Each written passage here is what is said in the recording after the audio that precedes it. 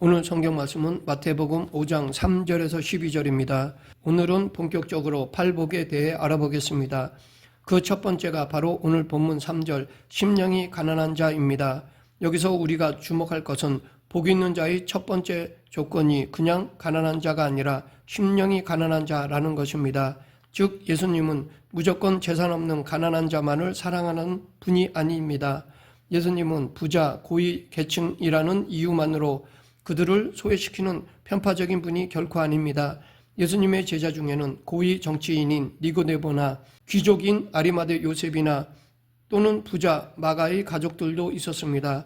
그렇다면 심령이 가난하다라는 것은 무슨 뜻일까요? 여기서 가난한 자에 해당하는 원어는 파산되어 돈 한 푼 없는 빈털터리를 뜻합니다. 부자에 비해 상대적으로 가난한 사람들을 가리키는 말씀이 아니라 거지들을 의미합니다. 그러므로 심령이 가난한 자란 자신이 하나님 앞에서 영적으로 파산 선고를 받은 자임을 인정하는 자를 가리키는 말입니다. 즉 하나님에 대해서, 의에 대해서 아무것도 가진 것이 없는 빈털터리 죄인임을 인정하는 자가 심령이 가난한 자입니다. 내 안에 선한 것이 없다라고 인정하고 나는 주 앞에 죄인으로서이다 라고 고백하는 자세를 지닌 자가 심령이 가난한 자입니다. 예수님 당시 유대 종교 지도자들은 자신들을 영적 부자로 착각했습니다. 하나님 앞에 의로운 선인이요 아브라함의 후손으로서 회개할 것 없는 천국의 특권자라고 스스로를 자부했습니다. 그러했기에 그들에게는 그리스도이신 예수님과 그의 말씀을 영접할 마음의 공간이 없었습니다. 오히려 세리, 창기, 사마리아인들과 같이 스스로를 죄인이라고 인정하는 자들이 예수님을 그리스도로 영접했습니다. 그 결과 그들은 천국 백성이 되어 복 있는 자가 된 것입니다. 이처럼 신앙은 내가 하나님 앞에 아무것도 내세울 수 없는 영적 파산자라는 의식에서부터 출발해야 합니다. 그런 사람만이 진정으로 회개하고 예수님을 마음에 영접할 수 있습니다. 4절을 보면 애통하는 자가 하나님의 위로를 받을 것이라고 하였습니다. 여기서 애통하는 자로 번역된 헬라어는 가까운 가족이 죽었을 때 극한 슬픔을 지니고 우는 자를 의미합니다. 즉 예수님은 처절하게 슬퍼하는 자가 하나님의 위로를 받는 복된 자가 될 것임을 말씀하시는 것입니다. 그런데 무조건 이렇게 슬퍼한다고 다 복된 자가 될 수 있을까요? 그렇지 않습니다. 그렇다면 예수님은 무엇에 대해 어떤 문제 때문에 애통하는 자를 위로해 주신다는 것일까요? 죄입니다. 재산을 손해보고 가족을 잃고 삶의 불행으로 인해 애통하는 사람들은 많습니다. 그러나 죄에 대해 하나님 앞에 슬퍼하고 애통하는 자들은 적습니다. 관심도 별로 없습니다. 요즘에는 더합니다. 살인하고도 타인의 가정을 망치고도 도둑질하고도 애통해야 하는 자들이 적습니다. 오히려 그 정당성을 궤변으로 변론하고 자신을 의인으로 착각하는 자들이 있습니다. 예수님 당시 종교 지도자들에게는 이런 애통함이 없었습니다. 자기 죄에 대해 회개하는 자들이 없었습니다. 그래서 예수님은 당시 유대 사회의 완악함을 피리를 불어도 곡을 해도 따라하지 않는다 책망하셨던 것입니다. 예수 그리스도의 말씀을 깨닫는 자가 가장 먼저 발견하는 진리가 바로 자신의 죄입니다. 그리고 자신이 죄인임을 알고 애통해야 합니다. 그리고 성숙한 성도일수록 자기 죄를 더 민감하게 발견합니다. 그래서 자신이 하나님의 뜻대로 행치 못하는 죄에 연약한 자임을 알고 통곡하며 회개하는 자세를 취합니다. 베드로뿐만 아니라 구약의 믿음의 조상들도 자신의 죄에 대해 애통해야 하는 모습을 지녔습니다. 뿐만 아니라 에스라처럼 타인의 죄, 사회의 죄까지도 자기 일처럼 애통해야 하며 회개하는 자도 있었습니다. 하나님은 자기 죄와 타인들의 죄에 대해 애통해야 하는 사람들을 귀하게 여기십니다. 왜냐하면 그들이 바로 죄에 대해 무감각한 이 세상의 소금이요 빛이기 때문입니다. 그들로 인해 완악하고 무지한 마음들이 죄에서 돌이켜 하나님을 찾게 되고 의를 구하게 되기 때문입니다. 5절을 보면 온유한 자가 복이 있다고 하셨습니다. 그런데 사람들은 온유를 약하고 비굴한 것으로 생각하는 경향이 있습니다. 진정 온유한 사람은 오래 참고 강포하지 않기에 사람들은 온유한 사람이라고 하면 연약한 사람 취급합니다. 그러나 진정으로 온유한 사람은 부드럽지만 약하지는 않습니다. 마치 물과 같습니다. 물은 부드럽고 유연하지만 또한 물은 강하고 큰 힘을 지니고 있습니다. 온유한 자는 약하고 비굴한 것처럼 보이지만 강포한 자를 굴복시키는 힘이 있습니다. 예수님은 온유하신 분이셨지만 죽음과 사단의 권세를 깨뜨리셨고 온 인류를 당신의 발 아래 무릎 꿇게 하셨습니다. 그러므로 온유는 세상 사람들이 말하는 단순히 친절하고 유순하고 원만한 성품과 자세가 아닙니다. 여기서 말씀하시는 온유는 하나님의 섭리를 맞이하는 자세입니다. 즉 하나님께서 평안과 부와 건강의 섭리를 주실 때에만 온유하게 순종하는 사람이 아니라 모순되어 보이고 불행스럽게 보이고 고난의 섭리를 주실 때에도 순복하는 자세입니다. 즉 여기서 말씀하시는 온유한 자는 끈질긴 신앙의 지구력과 능력을 지닌 자입니다. 하나님께 대한 강직하고 견고한 신앙의 자세를 끝까지 유지하는 사람이 온유한 사람입니다.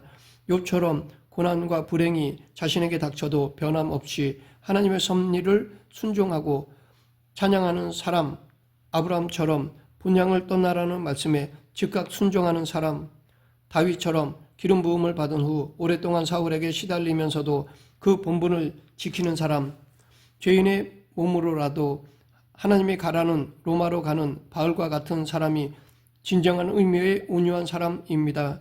그리고 이런 신앙을 지닌 사람들만이 결국 불의한 자들을 물리치고 승리자가 됩니다.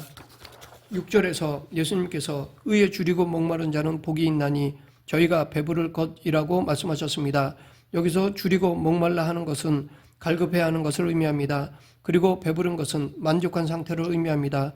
그러므로 본절의 말씀은 하나님의 의에 대해 갈급해야 하는 자가 만족한 삶을 산다는 것입니다. 성경에서 신앙의 인물들의 특징을 보면 그들은 세상의 소유보다 하나님의 의를 추구하는 삶을 살았습니다. 모세는 바로 공주의 아들이라는 특권을 포기하고 고난받는 하나님의 백성 편에 섰습니다. 하나님의 의를 추구한 것입니다. 다윗도 사울에게 고난당할 때 그를 처치할 기회를 2번씩 맞았어도 그를 왕으로 세우신 하나님의 섭리를 존중하여 사울을 살려주었습니다. 왕의 자리보다 의를 택한 것입니다. 믿음의 사람들의 삶의 원리는 모두 이렇게 하나님의 의를 목마르게 구하는 삶이었습니다. 그 결과 하나님께서 그들을 높여주시고 그 삶을 영광과 존귀로 채워주셨습니다.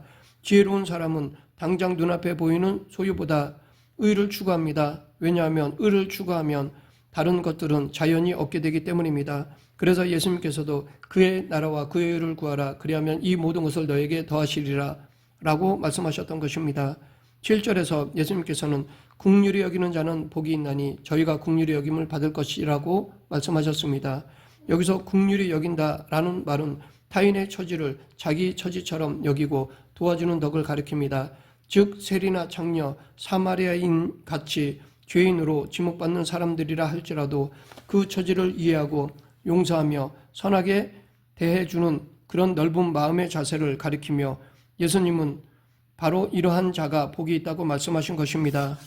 예수님 당시 율법과 종교 지도자들의 배타적 신앙관을 배운 유대인들에게는 타인에 대한 용서와 관용이라는 개념이 희박했습니다.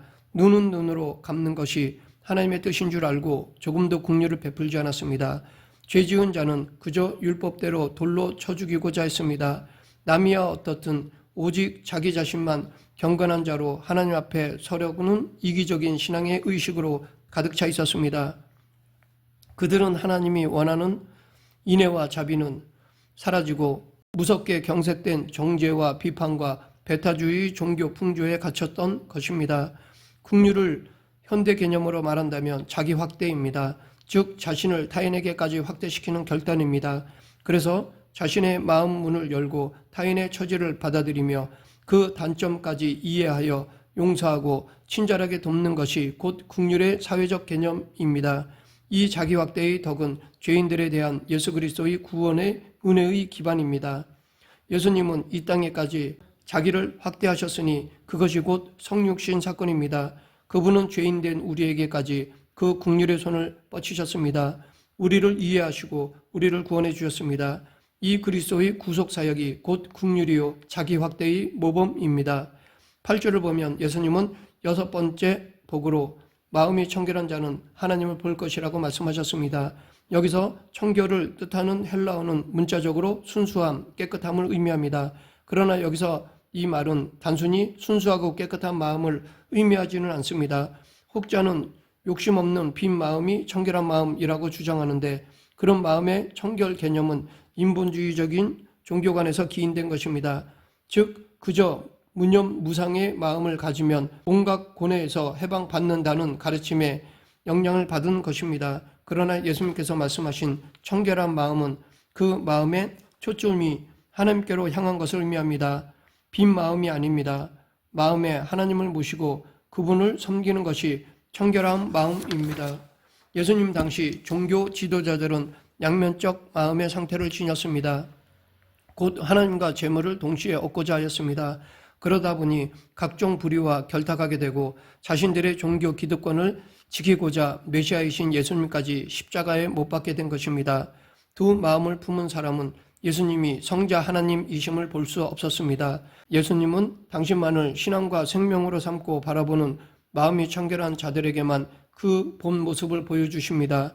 9절에 보면 화평케 하는 자는 하나님의 아들이라 일컬음을 받게 될 것이라고 하셨습니다. 우리가 하나님의 아들로 불린다는 것은 복 중의 복입니다. 예수님은 화평케 하는 자가 이런 복을 받을 것이라고 말씀하십니다. 그렇다면 화평케 하는 자가 이렇게 복된 이유가 무엇입니까? 그것은 화평케 하는 일이 예수 그리스도의 사역의 중심이기 때문입니다. 그런데 이것은 역으로 그가 오기 전까지는 이 세상에 화평이 없었다는 말이 됩니다. 실제로 예수님께서 이 세상에 오시기 전까지는 이 땅에 화평이 없었습니다. 물론 하나님께서 이 세상을 창조하실 때만 해도 이 세상은 평화로웠습니다. 하나님과 인간은 친밀한 교제를 나누었고 인간은 벗었으나 부끄러워하지 않을 만큼 화목했습니다. 그러나 인간의 범죄는 그 모든 화평한 상태를 일시에 깨뜨리고 말았습니다. 친밀했던 하나님과의 관계는 단절되었고 범죄한 인간에게는 하나님의 저주가 임했습니다. 그리하여 인간의 내적 평화도 사라지고 말았습니다. 또한 인간의 범죄는 인간 간에도 갈등을 일으켜 서로 싸우게 하였습니다. 그러나 하나님께서는 결코 이러한 상태가 지속되기를 원치 않으셨습니다. 이러한 상태는 하나님이 원하시는 상태가 결코 아니었습니다. 하나님은 화평의 하나님이십니다. 그래서 하나님께서는 다시 화평케 되는 방법으로 당신의 독생자 예수로 하여금 죄인을 대신하여 죽게 하심으로써 죄의 문제를 해결하는 것이었습니다. 그리하여 예수님께서는 인간의 육신을 입고 이 땅에 오사 죄인들을 대신하여 죽으심으로써 하나님과 사람, 사람과 사람 사이에 화평의 다리를 놓으셨습니다. 오늘날 우리가 하나님과 화평을 누리고 그로 인해 구원의 소망을 가질 수 있게 된 것은 예수 그리스도의 희생을 통한 화평케 하신 사역의 결과입니다. 그러하기에 우리 또한 그리스도를 본받아 이 땅에서 화평케 하는 사역을 감당해야 합니다. 그리스도의 복음을 전하며 다툼이 있는 곳에 평화를 심는 일은 철저히 자기를 부인하는 희생을 통해서만이 가능합니다. 10절부터 12절은 팔복의 8번째 복에 대한 말씀과 팔복의 결론적인 말씀입니다.